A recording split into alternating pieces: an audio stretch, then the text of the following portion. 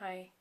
I wanted to introduce to you today a technique that I've been using quite a lot recently with my clients. It just seems to have been really appropriate to the work I've been doing with them, and I wanted to introduce that technique to you because you might find it really helpful.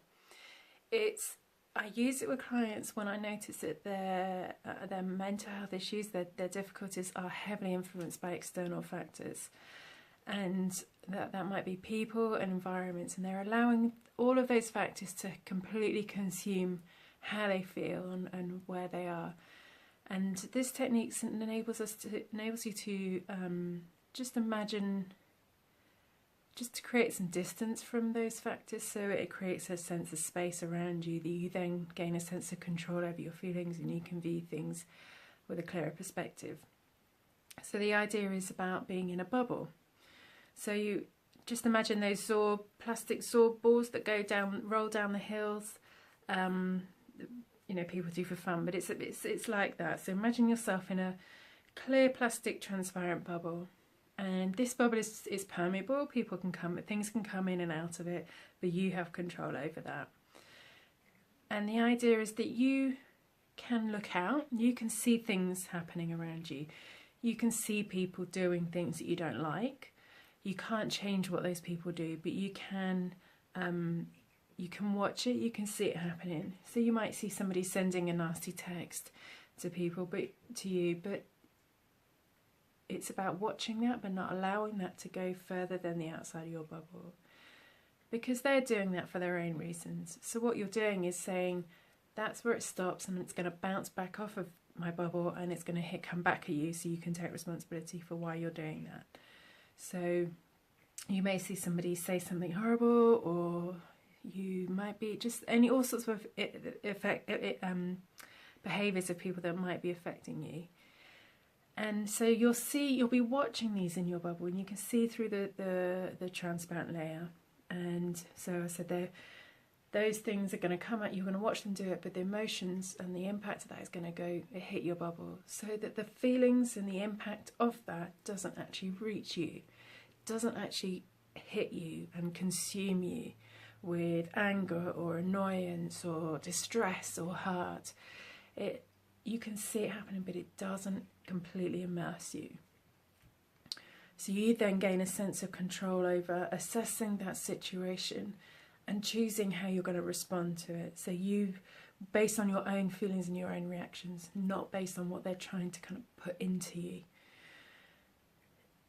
You can choose who comes in and out of this bubble. You can see good things happening. You might want to let somebody in a bit closer. You might want to see them coming into your bubble, and that's fine. But you have control. If you need them to go back out again, you can do. But this is your space inside your bubble.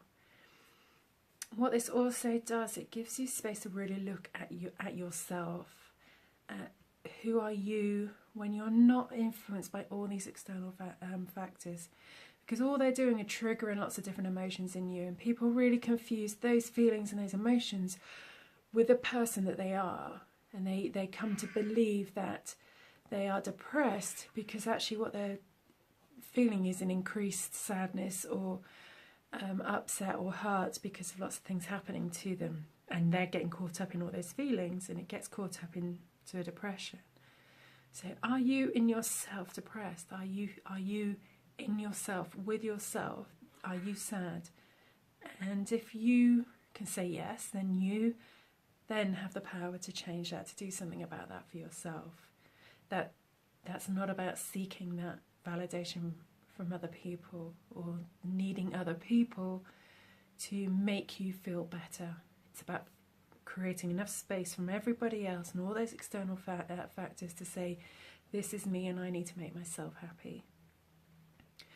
And what this also does is that when you have difficult feelings about somebody else, whether you're angry at somebody or hurt, and you attempt to transfer them into somebody else, to project them into somebody else by throwing them at them with anger and rage, what's going to happen is they're going to hit the side of their bubble, and they're going to go and bounce back into you, because that enables you to take responsibility for the feelings that has occurred in you.